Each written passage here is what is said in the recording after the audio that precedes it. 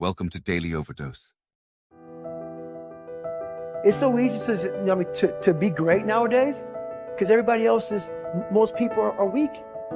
This is a softened generation. So if you have any mental toughness, any ability, if you have any fraction of self-discipline, the ability to not want to do it but still do it. See, a lot of people pretend that they want more out of life, but all you have to do is watch their actions. Watch their actions. Watch what they're doing. Most people then wait for crisis or trauma or disease or diagnosis, and then they wait for loss, some tragedy to make up their mind to change. And my message is, why wait? And you can learn and change in a state of pain and suffering, or you can learn and change in a state of joy and inspiration. And I think right now, the cool thing is that people are waking up.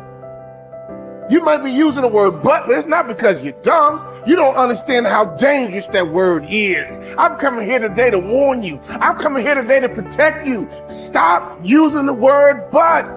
If you're not careful, it's a part of your vocabulary. If you're not careful, it can become a part of your DNA. Why are you constantly making excuses? Do you really believe that excuses is going to save you? Do you understand what it means that you have to get to a level that you have never been in your life? Do you really have the mental fortitude to level up? This is the time right now for you to recognize the truth about who you really are inside. All that you have to do in order to start to pursue your dreams is take small actions every day that align your life in that direction. All you have to do to kill procrastination is just start. You just go. And procrastination dies. So don't wonder how you overcome procrastination. It's easy. All you do to overcome procrastination is go. Very few battles are won under ideal circumstances.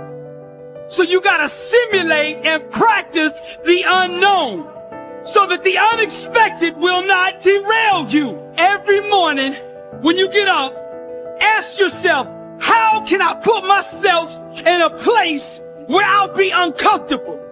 See, you have to master the unknown. You gotta master your fears. You gotta master the unexpected. So when it happens, you are prepared. This is the time to recognize your potential, your truth, everything about you is beautiful. Recognize your purpose in this world. We are all responsible. We are all made to do great things.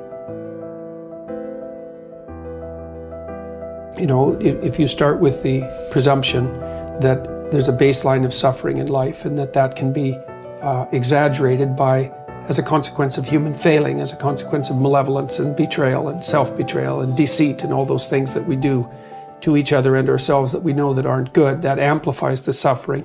That's sort of the baseline against which you have to work. And it's contemplation of that often that makes people hopeless and depressed and anxious and overwhelmed and all of that. And they have the reasons. But you need something to put up against that. And what you put up against that is meaning. Meaning is actually the instinct that helps you guide yourself through that catastrophe. And most of that meaning is to be found in the adoption of responsibility. So if you think, for example, if you think about the people that you admire, well, you think about when you have a clear conscience first, because that's a good thing to aim at, which is something different than happiness, right? A clear conscience is different than happiness. Yeah, it's better. Yeah. That's you're not better. Like guilting yourself. You're not feeling bad about yourself. That's right. You feel that you've justified your existence, right? And so you're not waking up at 3 a.m. in a cold sweat thinking about all the terrible things that you've involved yourself in. What you said to someone that you shouldn't have said, or how you acted, or lied. What opportunity you lost, or the things that you've let go that you should have capitalized on, and all of that. And so if you think about the times when you're at peace with yourself with regards to how you're conducting yourself in the world, it's almost always conditions under which you've adopted responsibility, right? At least the most guilt I think that you can experience perhaps is the sure knowledge that you're not even taking care of yourself, so that you're leaving that responsibility to other people, because that's pretty pathetic. And unless you're psychopathic and, you know, and you're living a parasitical life. And that characterizes a very small minority of people. And an even smaller minority think that's justifiable. But most of the time you're in guilt and shame because not only are you not taking care of yourself, let's say, so someone else has to, but you're not living up to your full potential. And so there's an existential weight that goes along with that. If you don't learn how to effectively, not destructively, because that's where most people go, they get into an endless loop of self-punishment, which is totally ineffective.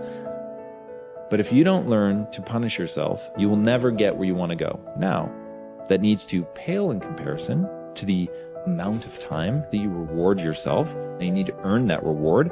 If you're just lavishing yourself with emotional praise and you haven't done anything, then I think that will cheapen it, will ultimately mean nothing. And quite frankly, I don't think you can really bamboozle yourself. I don't think if you try to praise yourself for stupid shit, I think some part of you knows you haven't done anything to deserve that praise. But when you set a bar and you meet that or exceed that, to then tell yourself, hey, you did it. You said you were going to do it. You did it. And that is worthy of praise. And getting good at praising yourself is incredibly important. And I think that most people have a very hard time doing both. Most people don't know how to effectively praise themselves. They don't know how to get themselves, first of all, to do things that are praiseworthy. And then when they do, they don't take the time to emotionally reward themselves, meaning you actually have to feel it. It can't just be intellectual. You've got to actually feel that. And the same with punishment. If you say you're going to do something, even if nobody's watching, and you don't do it, then you need to emotionally punish yourself. None of you will ever know whether I actually get out of bed in 10 minutes or less or not. But I say I do all the time. But every time I miss it, even if I miss it by seconds, I just gave myself the chills. Even if I miss it by seconds, I will punish myself for that. Because I said I was going to do it and I didn't do it. So the fact that nobody's watching is utterly irrelevant to me. It has everything to do with myself. Now, the reason that this is important, the reason that I think that people need to do this is because that's how you shape your behavior. So, like water over time can create the Grand Canyon, or you can take a polishing rock and shape stones. You can shape your personality. You can certainly shape your identity and shape your behaviors if you learn how to reward and punish yourself. I know a lot of people don't want to hear that. That is the truth of the human condition. The great paradox there is an interesting and important paradox in life that you need to be aware of. It is that if you are an intelligent person, you do everything possible to organize your life in such a way that you minimize and avoid adversity and disappointment. This is a sensible and rational thing to do.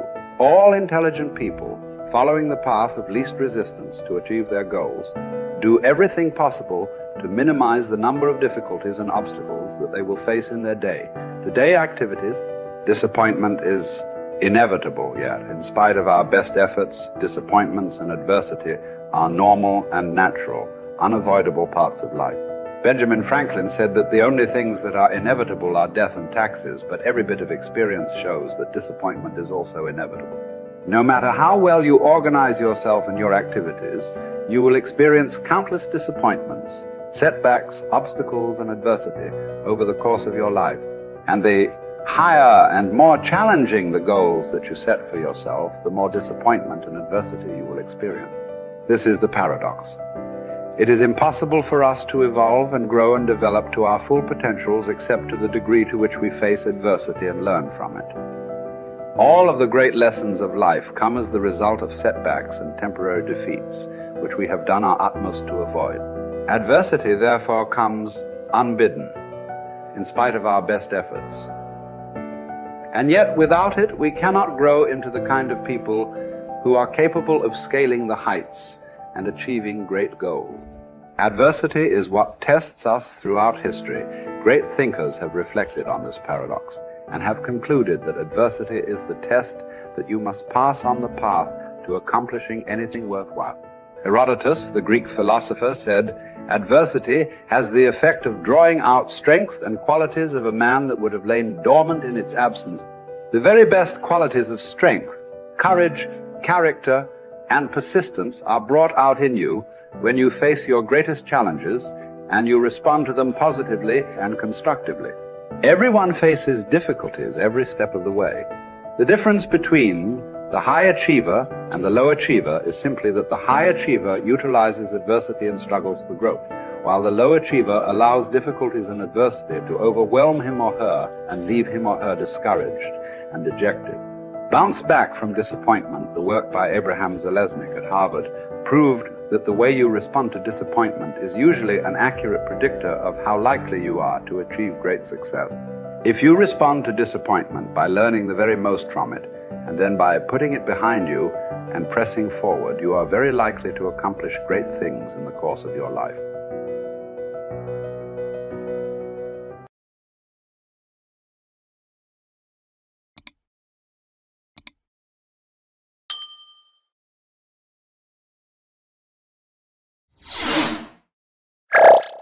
Thank you for watching our videos.